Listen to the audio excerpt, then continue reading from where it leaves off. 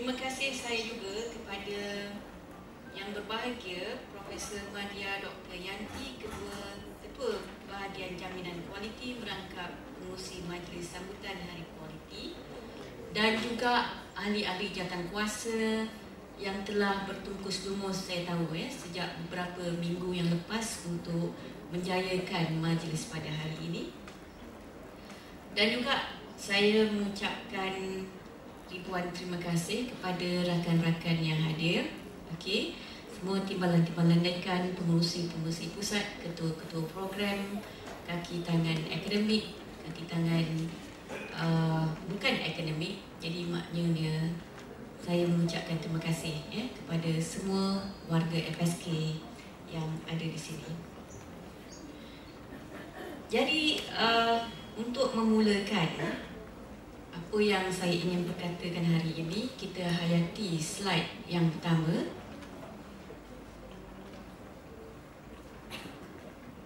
Jadi saya rasa seluruh warga UKM telah pun melihat slide ini berkali-kali, Dan hari ini kita lihat sekali lagi apa yang telah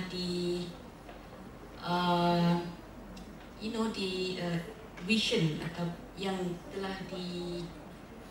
develop oleh kepimpinan universiti, iaitu ingin membawa UKM ke tahap kecemerlangan yang gemilang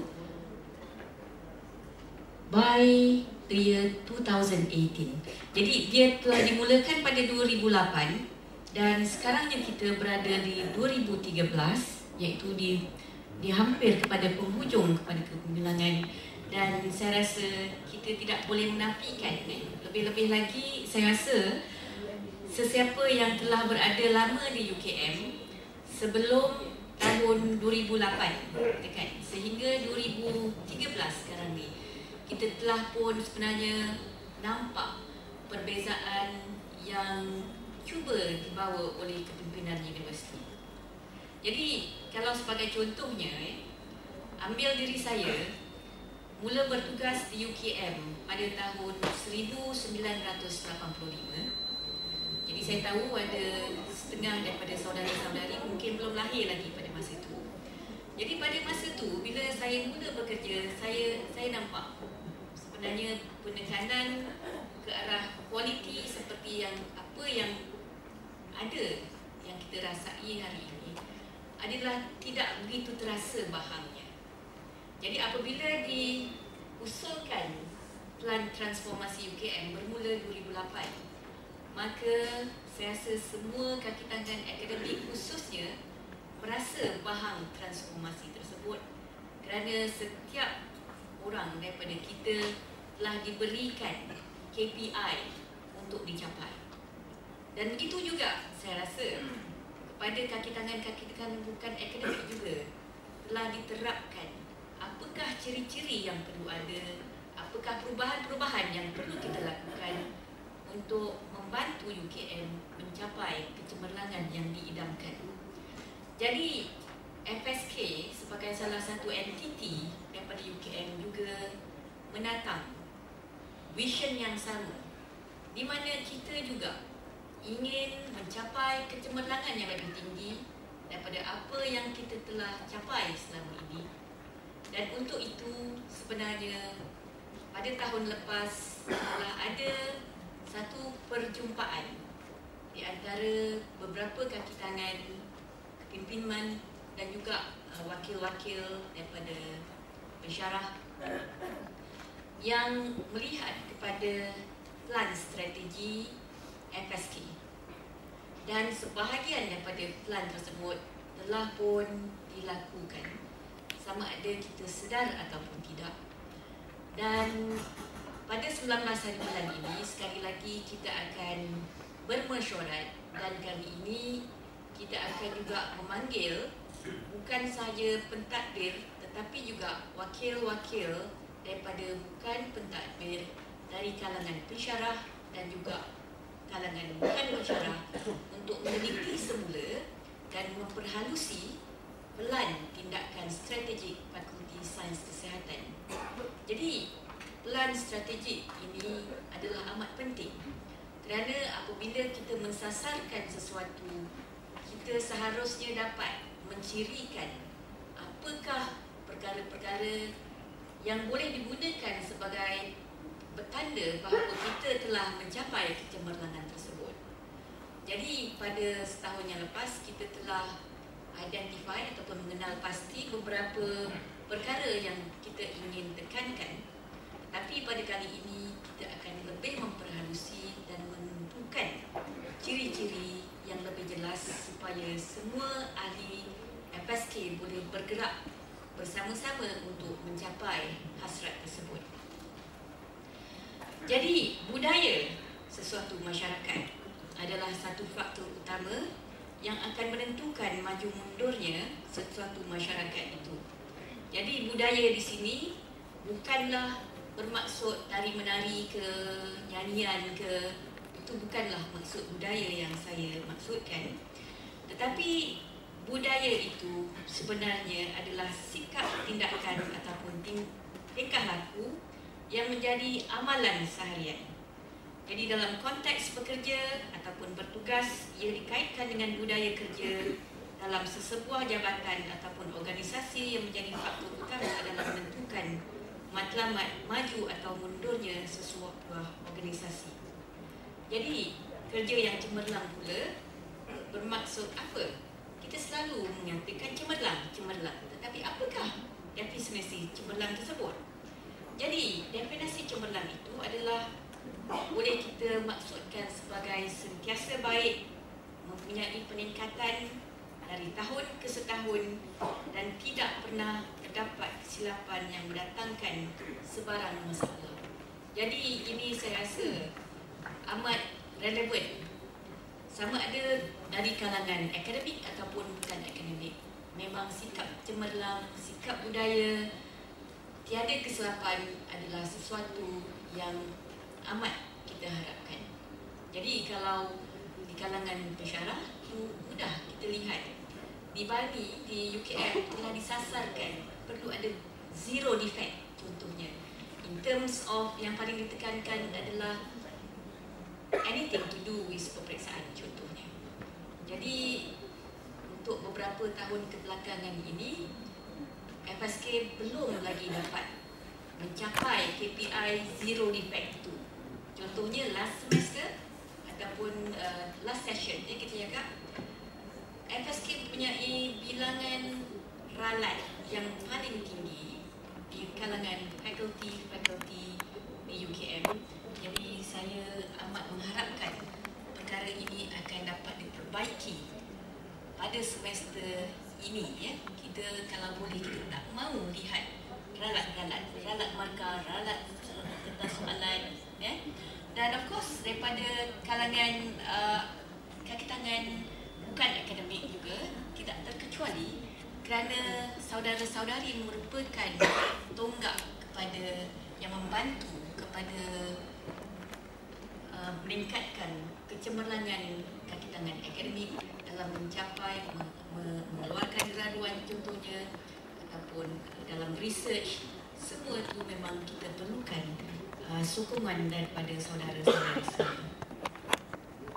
Jadi peningkatan kualiti adalah bermaksud penambahan reputasi ataupun dikaitkan dengan piawai yang boleh diterima umum, memenuhi dan menepati selera pengguna ataupun pelanggan. Ya? Jadi kalau pelanggan kita di universiti ini ada pelbagai. Contohnya pelanggan kita yang utama adalah pelajar. Dan kedua, pensyarah-pensyarah, contohnya pensyarah sambilan juga pelanggan kita. Klien-klien di klinik juga pelanggan kita. Dan seterusnya masyarakat juga adalah pelanggan kita daripada segi aspek yang lebih luas lagi kerana contohnya kita mengeluarkan graduan. Jadi graduan yang kita hasilkan semestinya memenuhi keperluan masyarakat di luar. Jadi next slide. Saya ingin berkongsi yang ni mengenai PLUS approach, PLUS PLUS adalah akronim untuk pengetahuan, latihan, usaha dan pasukan. Jadi kalau semua kita dapat menghayati konsep plus ini dalam menjalankan tugas-tugas seharian, jadi insya-Allah kita akan dapat mencapai kecemerlangan. Jadi saya huraikan satu persatu apa dia pengetahuan di situ. Jadi pengetahuan itu adalah sebenarnya kemahiran, ya? Kemahiran kita dalam menjalankan tugas-tugas. Jadi kalau daripada kalangan kaki tangan bukan akademik, kemahiran ataupun pengetahuan ini telah ada sebelum saudara-saudari memasuki alam pekerjaan. Kalau saudara-saudari seorang steno contohnya telah pun menjalani kursus kesetiausahawanan, kalau kerani telah pun ada kursus, berbagai-bagai kursus. Jadi pengetahuan itu adalah sangat penting. Dan juga of course daripada segi kaki tangan akademik, pengetahuan dalam disiplin sangat-sangat penting. Dan bagaimanakah pengetahuan ini perlu digarap, perlu terus dipertingkatkan. Dia boleh melalui pelbagai cara. Kalau kaki tangan akademik, of course, you have to keep abreast with your recent development. Yang itu pembacaan contohnya, kursus-kursus. Juga begitu, tidak lupa kita budaya saling bertanya. Jika tidak tahu bagaimana menjalankan sesuatu perkara, kita sentiasa ada orang yang lebih berpengalaman, maka bertanyalah kita. Sebab kalau kita tidak bertanya, ditakuti kita akan sesat dalam menjalankan tugas-tugas dan terpesong daripada apa yang sepatutnya kita capai. Dan konsep latihan adalah latihan yang memang pihak JPA sendiri pun telah mewajibkan semua kaki tangan kerajaan supaya menghadiri latihan sekurang-kurangnya 7 hari dalam setahun. Jadi saya memang menyeru kepada semua kaki tangan untuk menggunakan peluang ini untuk meningkatkan ilmu pengetahuan. Jadi kalau kita lihat baru-baru ini kita semak senarai kaki tangan, ada yang telah belum cukup 7 hari, ada yang belum cukup 7 hari, ada yang cukup tu berlebih-lebih cukup sehingga berpuluh-puluh hari. Jadi kalau yang berpuluh-puluh hari itu fikir dahulu, janganlah lebih sangat sehingga kan tugas di luar lebih penting daripada tugas dalaman. Ya, kita memang menggalakkan penyertaan ahli-ahli kita kerana itu menggambarkan kecemerlangan kita. Kita diperlukan oleh pihak-pihak luar, tapi sentiasa bila pejabat dekan contohnya membenarkan, ada klausa di bawah sana dengan syarat tidak mengganggu tugas-tugas hakiki. Ya. Dan konsep yang ketiga adalah usaha. Jadi usaha ni tak payahlah saya uraikan, is very straightforward. Memang kita sepatutnya memperbaiki diri kita dari masa ke semasa, dan konsepnya adalah biarlah petang ini lebih baik daripada pagi ini, ya. Kalau bukan daripada short termnya. Jadi kalau nak lebih long term, tahun depan biar lebih baik daripada tahun ini. Dan keempat yang saya ingin tekankan dengan lebih lagi adalah konsep kesepaksukan bekerja. Dan sepasukan di sini bukanlah maknanya biar kita saling bantu-membantu, bekerjasama untuk membentuk sinergi dalam tenaga kita. Dan janganlah kita bekerja secara perseorangan. Okey? Jadi kalau again ini adalah untuk kaki tangan akademik dan bukan akademik, kita dalam satu organisasi, kita sepatutnya mempunyai satu wawasan, bekerjasama bersama-sama untuk mencapai wawasan tersebut. Jadi tidak kira lah sama ada kita profesor ke, sama ada kita pensyarah ke, kerani ke, semuanya wawasannya adalah untuk kebaikan FSK. Jadi kalau salah satu daripada salah seorang daripada kita tidak mahu bekerjasama, maka sukarlah kita untuk mencapai wawasan kita, ya. Dan juga yang saya ingin tekankan di sini, dalam kita bekerja dengan rakan-rakan, hapuskan sikap ataupun prasangka buruk terhadap rakan-rakan kita. Selalulah berprasangka baik. Bila kita melihat seseorang, cuba reflect, kan? Apabila kita bertemu seseorang, kita test minda kita, apa yang mula-mula terfikir dalam fikiran kita? Adakah kita melihat yang positif ataupun yang negatif? Bayangkan. Dan tidak terkejut, kalau kebanyakan masa kita mula-mula lihat yang orang ni apalah, betul tak?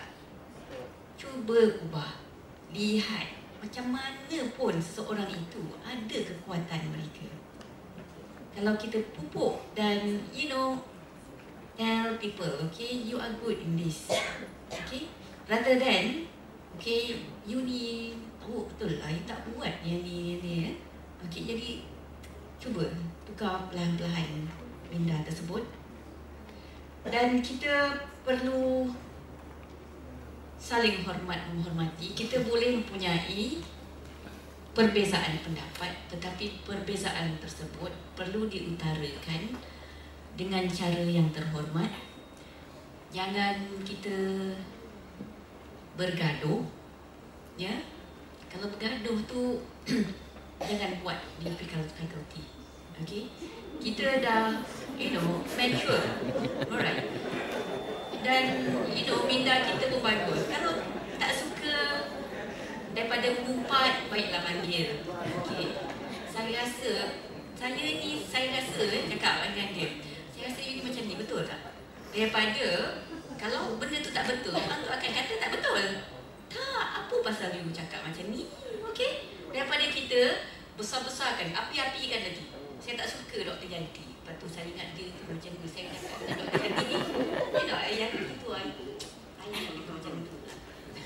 Jangan dia macam tu. Kalau kita ada perselisihan faham, segeralah, okay, jumpa orang tu bersemuka. Tak payah mengumpat-umpat. Tak suka dengan dekan, datang jumpa dekan. Dekan.